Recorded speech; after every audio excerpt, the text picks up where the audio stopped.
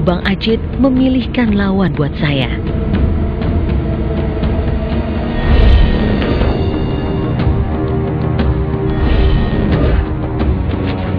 Dan terbukti silat Sabeni sangat cepat. Belum juga saya menuntaskan jurus menyerang, saya sudah terjatuh. Kalau ciri khas mainan Sabeni, antara kaki sama tangan tuh serasi, antara atas sama bawah. Di atas dia bergerak, di bawah dia nyampok. Ya bisa juga dibilang unik, bisa dibilang juga aneh gitu.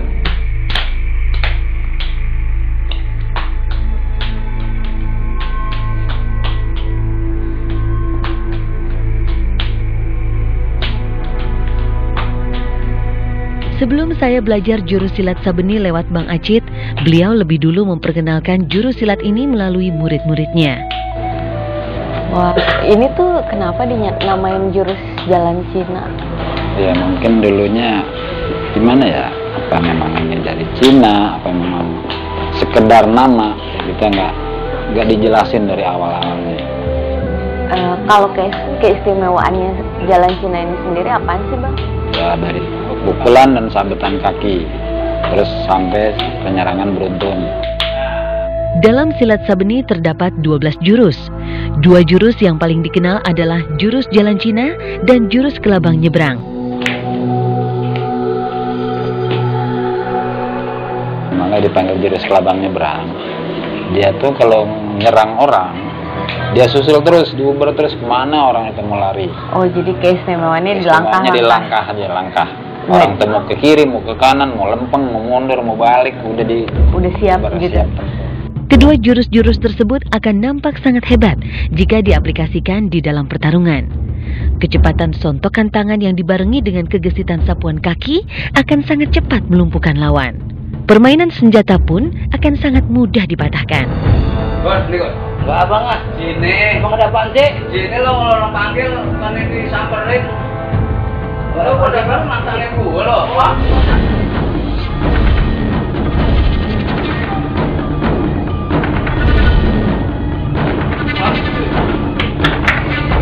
Menyaksikan itu semua, saya semakin tertarik mempelajari silat Sabeni.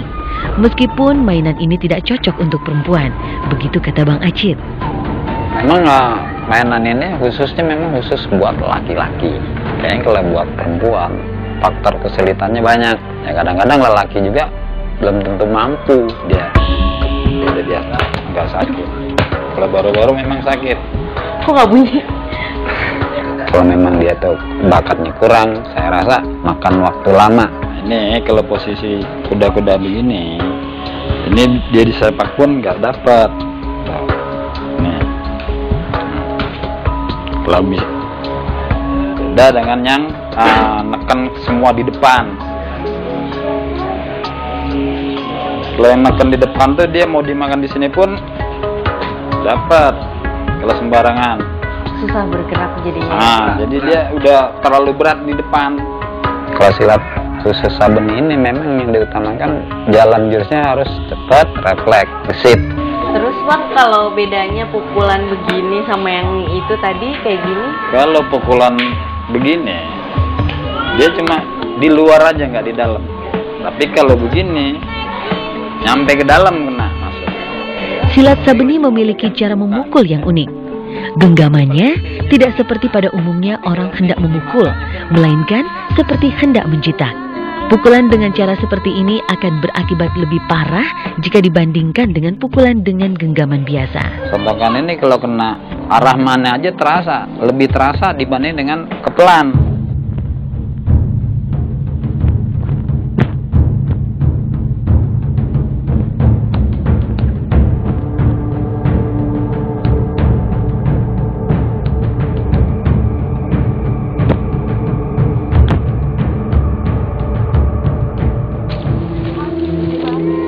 Mana nih? Hampir dulu.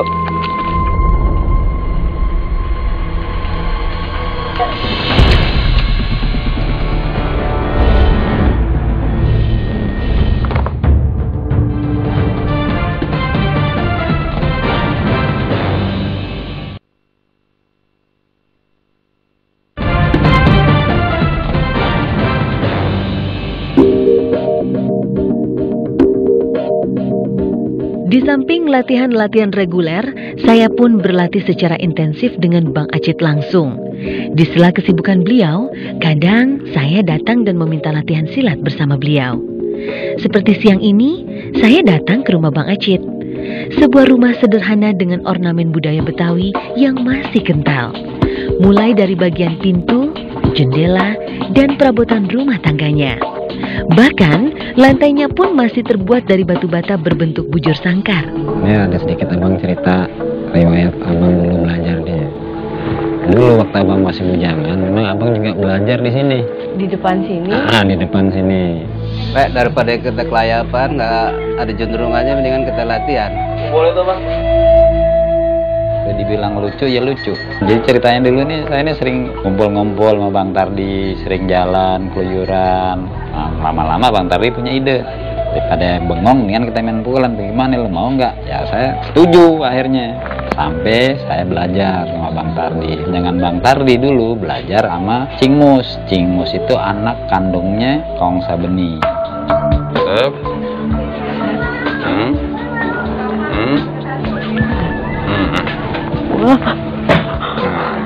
Aduh. Kalau dulu abang belajar dibanting-banting beneran, nggak seperti kayak gitu. Wah, lumayan kalau dibanding di sini. Tarik, pukul lagi, balik sini, ikat kakinya, pas balik. Taruh lagi, tarik, tuh taruh, set. Latihan saya bersama Bang Acit sangat luar biasa. Beliau memberikan waktu latihan tambahan. Ini, ambil, terus, tarik. Oh, udah di sini tuh tarik lagi. Iya, tak. Nah, tadi saya berlatih jurus dasar dari perguruan Sabeni, pencaksilat Sabeni. Hari ini kayaknya latihannya cukup sampai di sini karena sekarang udah mau maghrib. Jadi setelah dari kemarin latihan, hari ini sepertinya saya agak-agak mulai bisa menyesuaikan diri dengan gerakan-gerakan dari jurus Sabeni ini.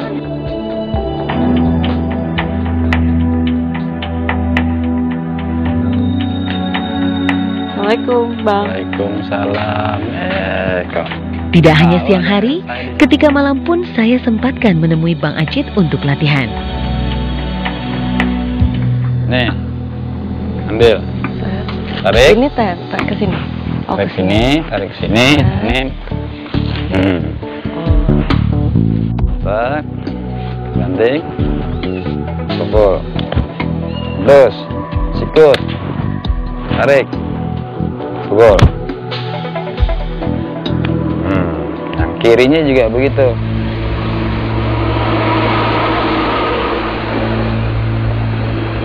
Terkadang saya harus berjuang melawan rasa takut ketika malam-malam datang latihan. Saya kembali harus menyusuri rel di malam hari untuk sampai di tempat latihan.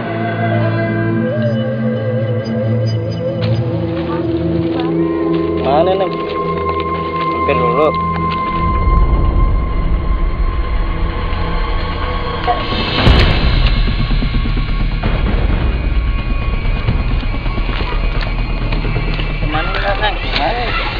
Temenin. Ayo kalau mau temenin, temenin. Mana? Banyak hal yang saya temui selama perjalanan.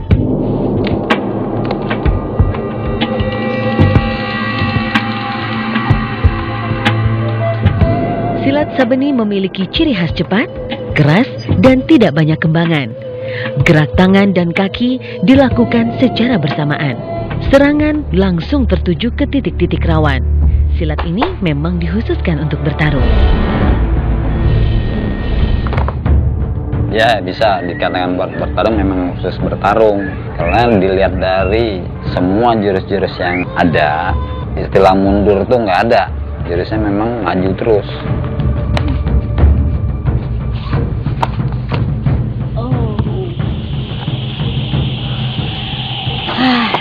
Jadi malam ini saya diajarin buah dari jurus-jurus yang ada di pencaksilat Sabeni ini. Tapi kayaknya saya harus lebih banyak belajar lagi. Karena apa? Karena setiap saya melakukan jurus yang udah saya pelajari, tapi saat itu juga mereka bisa membuka kuncian-kuncian saya. Jadi malahan saya yang balik dibanting oleh mereka. Untuk itu saya akan lebih giat lagi belajar. Nah, niat saya sih kalau bisa dilestarikan, terus jangan sampai hilang. Ingat kan sekarang yang ngajar jurus Sabeni itu udah jarang sekali. Jadi ya mau nggak mau saya ada punya keinginan biar yang mainan ini berkembang terus. Kalau bisa ya sampai terus berlanjut lah, jangan sampai hilang. Kalau hilang kan sangat sayang sekali. Karena mainan ini memang khusus dari penambang. Pertarungan yang sesungguhnya yaitu pertarungan melawan diri sendiri, mengalahkan hawa nafsu, menguasai orang